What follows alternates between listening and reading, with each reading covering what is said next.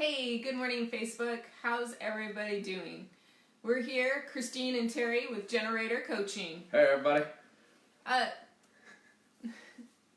Today's kind of been a weirder day for me. I'm not quite sure what it is. Terry can tell when I start getting quiet and I kind of shut down. I know one of the reasons is because we had this really great opportunity to talk with somebody tomorrow, and I just haven't been doing the things I know I need to do.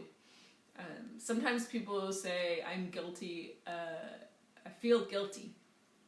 I feel like I'm not doing everything that I can. That, I know what I need to be getting done. I know that it'll get me the results that I want. But for some reason, I'm just not doing it. Whether I'm getting overwhelmed or saying I need to talk to Terry before I do it. Since we work as partners, just something's really causing me not to do whatever it is, whatever that block is. Whether it's, sometimes I get blocked because I want to be perfect. Sometimes I get blocked because I don't know what the answer is. I don't know what's going to happen on the other end of the phone. I don't want to look salesy. I don't want to come across a way that I'm not. But I know what I do is of service to others. I know that people need what I do. Shit. So Terry's going to talk about guilt versus shame for a minute while I gather myself. I'm back. Interesting what's going on. But we all have that reaction to ourselves and to our emotions. And what's going on is we feel this feeling like we're not good enough, or we're not doing things right, or we're going to let somebody down. And those are feelings of shame. And one of the things that happens a lot for a lot of people is we confuse that feeling of shame with guilt, because we don't want to talk about shame. That's bad. So we talk about it, guilt, as if it's a feeling, but it's really a finding. You find guilt in a court of law. You find guilt in, did I do it or did I not do it? Was I guilty of eating the last candy bar? Was I guilty of eating the last cookie? Was I guilty of leaving the empty carton of milk in the fridge? Yes or no. If I was, then they find out, whoever finds out, I feel shame as soon as they accuse me. And so I feel shame when I'm guilty of something. The messed up thing is I can feel shame even if I'm not guilty of something, because my head keeps telling me I am.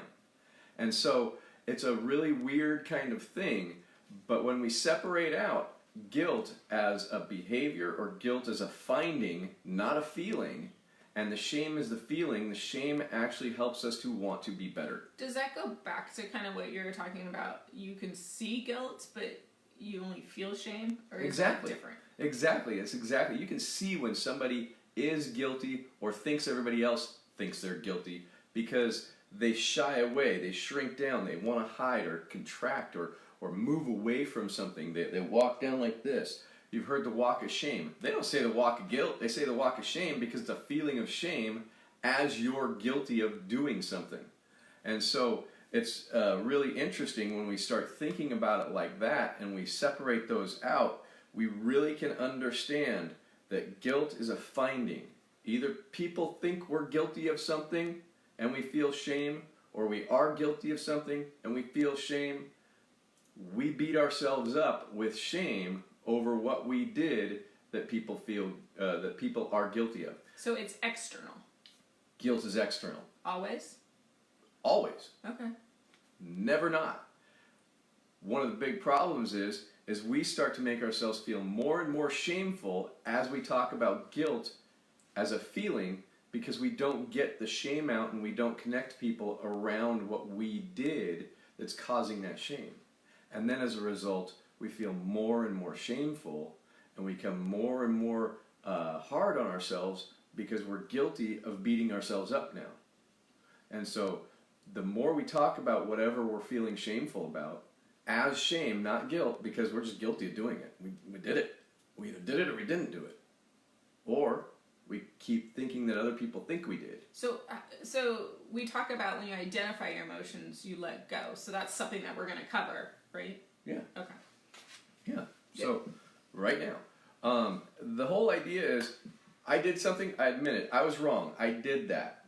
When I say I was wrong, all of a sudden, I have admitted that I'm guilty. Now I can talk about how I felt. I felt shameful because I didn't want to hurt somebody, or I didn't want to do that, or I didn't want to let somebody down. I feel powerless to change the situation. I felt worthless for the moment that I did that because my head beat me up. When we can identify that stuff, we can move beyond it. If we're not identifying it, we're stuffing it, and then we're making it worse. And then you become even more reactive. Become more reactive. We shrink more away. We avoid more, and it causes a bigger gap between where we want to be and where we currently are. So how do we keep moving forward? Keep moving forward by talking about it. When you're guilty of something, admit it. When you think somebody else thinks you're guilty of something, talk about it.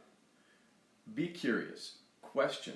Go back to what we talked about a couple of days ago, which was place. Playful, loving, accepting, curious, empathic, and talk to the other people about what's going on. And don't be afraid to say, I did it. It's amazing how many people forgive super easy when we admit what we did. And then you can free that space up in your mind. Yeah, and then you can actually use your head to think in the right way instead of just sit there and beat yourself up and play with your head and your mind. So you can kind of use it as a motivator. Oh, it's a great motivator. When we actually just admit we're guilty of it and move on, it is the beginning of a lot of movement forward. I like that. What else?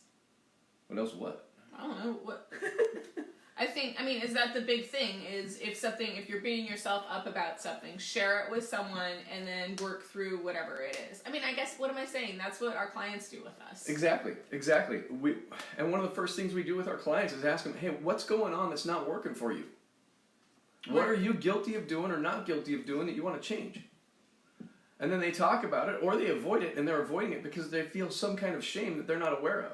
As soon as we let them realize that there's no shame in it, hey, no big deal. Now we can actually move forward without all of that mess, because the mess is the avoidance. The mess is the trying to hide it. The mess is always about trying to get around admitting the mistake. And it's usually just what's going on in our heads. Yeah, it's all in our head. We'd rather make that phone call and make the handful of cash. Yeah. And when we admit it, it just disappears. Because it's been made up in our head. I tell people that I spent years and years pole vaulting over mouse turds. That's just ridiculous. Think about that for a minute. A little pile, and I'm going way over it because I made it so big I think I can't make it. And it's really so simple that, yeah, I did it, I screwed up. Now I can take action to change the situation.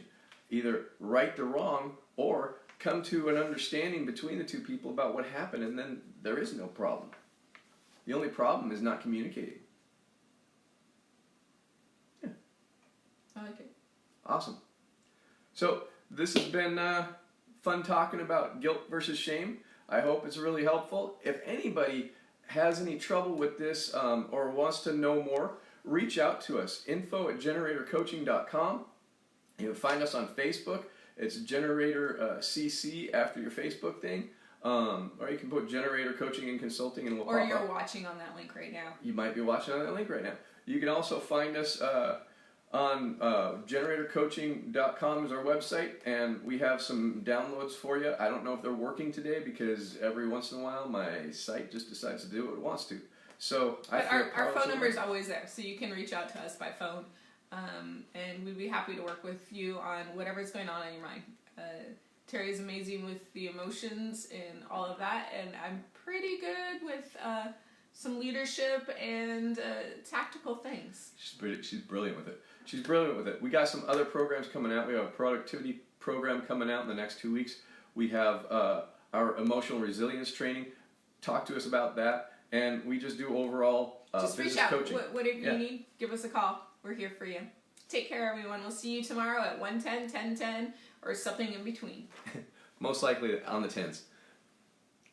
Have a good one, everybody.